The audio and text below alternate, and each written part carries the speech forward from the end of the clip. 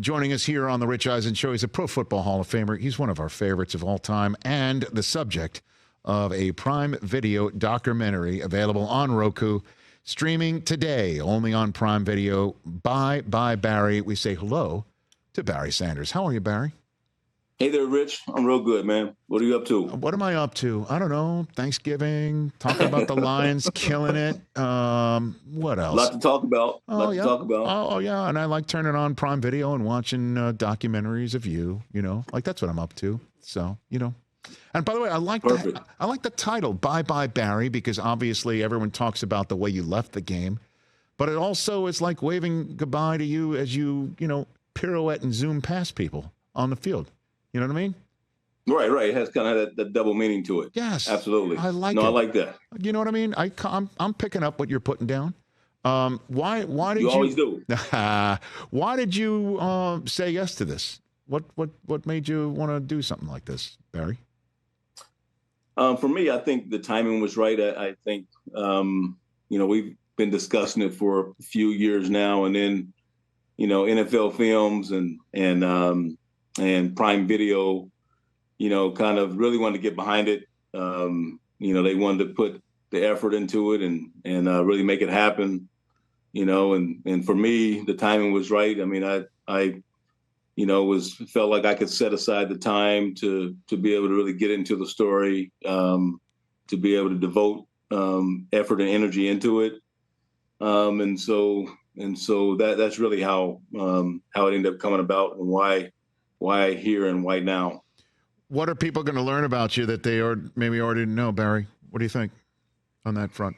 I think they'll learn that this is really a thank you to a lot of those people that not just my dad, but others, coaches and people like that really helped me get to where I am. Some of the storylines involved in and me not being heavily recruited and going to Oklahoma State and playing behind Thurman Thomas and ending up in Detroit, and just things like that. And then, probably I think one of the things they'll learn, is me going to London and sort of drama around when I retired. So yeah, I think there's a few things that I'll shed light on and that fans may learn. When's the first time you knew you had a special ability on the football field, Barry? When was that?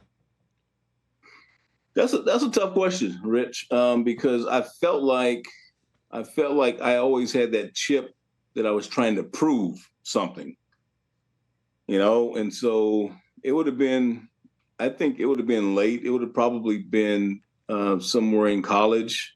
The first kind of national recognition I received was being an All-American kick returner as a sophomore, and being sort of Thurman's backup.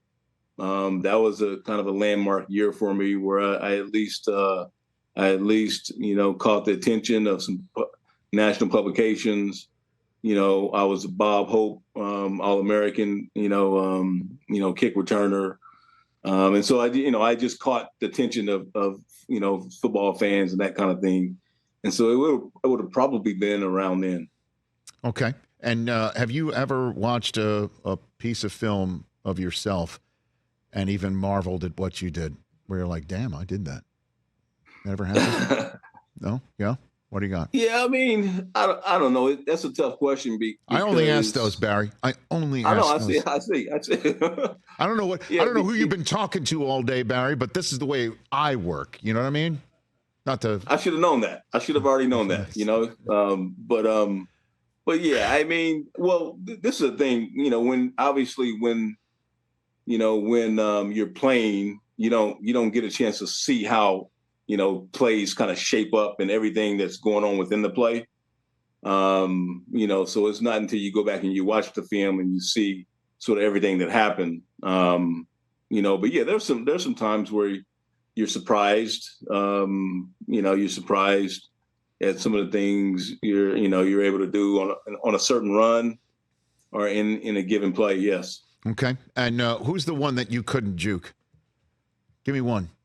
Who's one that you could not juke, the player that you could not pull a Barry Sanders move on and get past? He wouldn't go for it, huh? The guy he would not go for the juke. Correct. Give me that guy, Barry.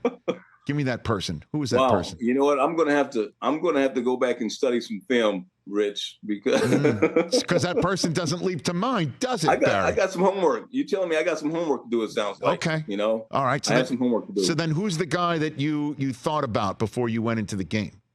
Who's the one guy in your career where you're just like, okay, I see that guy in the hole.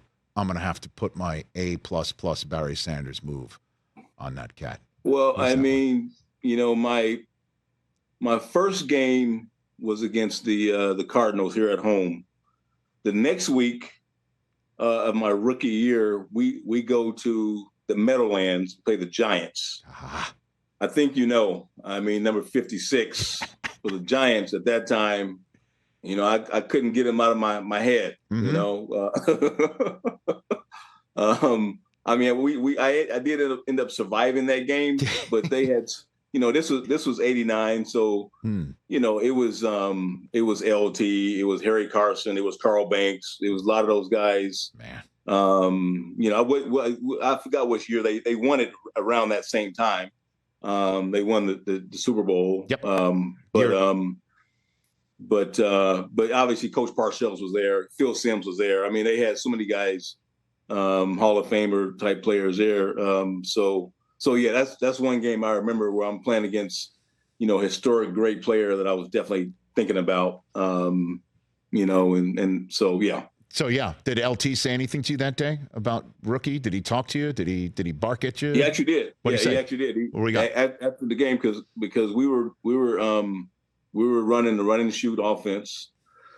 You know, and he came up after the game and he said, "Man, they need to get you a fullback. You know, if you know, you guys would be unstoppable, you know, or something to that effect. You guys would be unstoppable if you had a fullback." And and I was just shocked that he came up to me after that and said that. You know, it was a big honor. It's something I always remember. And yeah, so LT came up to me after the game, and those were his words. You're also the first of two Sanders taken in the top 5 of that draft, Barry, right? Yeah. You ever talk to yes. You ever talk to Prime about him going after you? Anything like that? Any conversations ever have with Deion? Oh no, I mean I've talked to him a lot. We haven't really, you know, we haven't. Mm-hmm. I knew he had expressed that he didn't want to come to Detroit at that time. You know, he had expressed that, and that's well documented. I'm glad things worked out the way they did. Yes. You know, and Detroit, the perfect place for me. Obviously, Deion's phenomenal. You know, and all world back then. You know, and he knew it. And just an all world football player, all world athlete. You know, So yeah, we've had a few conversations. I'll be straight up with you though, Barry. I mean, you know, Detroit. Obviously, me being a Wolverine, I'm very partial to the state and the area, and I know what you meant to that town, and you know, and I know what you still mean to them and what they're doing right now, and how you're into it. But for you to say that Detroit was perfect for you, do you think if you were drafted somewhere else, you'd have played past the age of 31, that you wouldn't have been in a situation where you thought about retiring, Barry? I don't know. I think for me, I mean, it's hard to believe that it could have been much better, you know, individually. You know, I don't know, you know, what would it have been like, you know, to go to play in Dallas, you know, or to play in San Francisco at that time. The only other realistic place would have been Green Bay. Yep. You know, they had the number 2 pick, and they chose Tony Mandrich. You know, and so that would have been interesting. Yeah. You know, it could have been interesting. But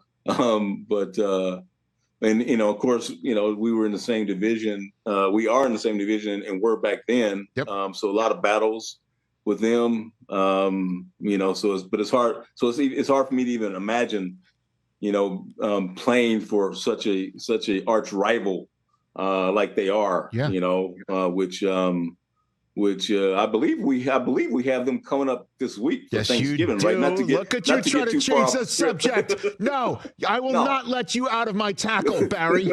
Come on. You can make your move on me. But no, in all seriousness, though, you could have been around for Favre. You know what I mean? Like, you could have been there. Right. You could have been there, and Reggie White shows up, and Favre, Reggie White. No, that could have been a good situation. No, I won't lie. It could have been a good situation. I mean, Coach Holmgren, he liked to run the ball. Coach Holmgren, they had a good balanced attack.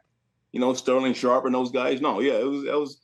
Honestly, obviously I had a front row seat to seeing them construct that Super Bowl team that went on a. They won one Super Bowl and they went to another one back to back. So yeah, no, it could have been interesting for sure. Barry Sanders here on the Rich Eisen Show. Last one for you on that, and then we'll talk about the here and now. Again, the documentary, a must-see, Bye Bye Barry on Prime Video, available right here on Roku. So did anyone try to talk you out of retiring, Barry? I would say yes. I would say. Who did? Who did? First being my dad. Huh. My dad didn't think it was a great idea. He was, he's definitely mad at me for a while. And being the big football fan that he was, and a few other folks, so yeah, I mean, it was. I know we got a few calls from some teams back then, to see if they want to work out a trade, that kind of stuff. But you weren't interested. No, I wasn't. No, I wasn't. Why? Why, man? Why? Why? Why, Bill? What was I not interested in? You know what? I mean, there was no guarantees. I think I was just at that point in my life, Rich. As a 31-year-old over the hill running back. Yeah, right. Right. But aside from being over the hill comment, but yeah, I was at that point where I just I had made the decision. I felt good about it. I was looking forward to what was next. And I had great memories and that kind of thing of what I had, been in Detroit and that sort of thing. And so yeah, I was just at that point in life where I was moving on. All right. Before I let you go here, you could play for Dan Campbell, right? Right. That guy. Right. Absolutely. What would that be like? What do you think that would have been like? Barry Sanders playing for Dan Campbell. Barry, come on. Well, I think it would have been awesome. Been awesome, man. I mean, the way he has these guys playing, and especially with this current offensive line, Rich. I mean, yeah, right. Yeah, But aside from that, he certainly has instilled certain expectations, a certain standard that he expects from the guys. We've seen things building to this point with this team. You go into Green Bay last year, and knock them out of the playoffs, and really play like you're the team that has something to play for. You come back this season, they go into Kansas City and beat the Chiefs, and it's just even from there, you fast forward to today. They had a great game where they could have easily lost that game with the turnovers that they had and pulled it out. They're just playing like a very mature, well-coached, disciplined team that really are, have learned to win. They're leading the division. You look at Philly. Maybe Philly's the favorite. You look at the Cowboys. You look at the Niners. The Lions are in that conversation. They are. We don't want to get too ahead of ourselves, but they're in that conversation, and the fans are thrilled that they've played up to their potential, and there's a lot more for this team to do this season. You're not lying, Barry. I mean, you know all about the Restore the Roar projects and how long it's been going, and it just feels different. This one feels different. Do you know the last time the Lions had 8 wins going into Thanksgiving? Do you know when that was? No. I could tell you. you played, 1991. That was the last time. They had 8 wins going into Thanksgiving. It was also the last time the Lions won a playoff game in that season as well. That's how long it has been, and it just feels different, Barry. It just really does. And you mentioned, it is different. You know, right? It is different. Yeah, for sure, it is different. And these, you look at the way this roster is constructed, how well these guys are playing, and a lot of these guys haven't even touched their prime. You know, and it is different. And I know they have this team has expectations of their own. That's well beyond just the playoffs, you know, and you look at just how they're playing and the fact, but the fans deserve it. You know, we feel like we've waited long enough, you know, we know that this team has great potential written all over it, and they're fulfilling that to this point in the season. You know, it's kind of funny, Barry. You know, I was mentioning in our meeting on NFL Network over the weekend that, hey, you know, if the Lions beat the Bears, they'll have 8 wins going into Thanksgiving, you know, and I said the same thing. Do you know when the last time that was? And Michael Irvin was interested in the answer until I told him when it was. Why do you think Michael wasn't interested in hearing about 1991, Barry? I have a really good idea because he was part of that Dallas team. Yeah, I remember that. You beat. I remember that. You took him out. Yeah. You took him out.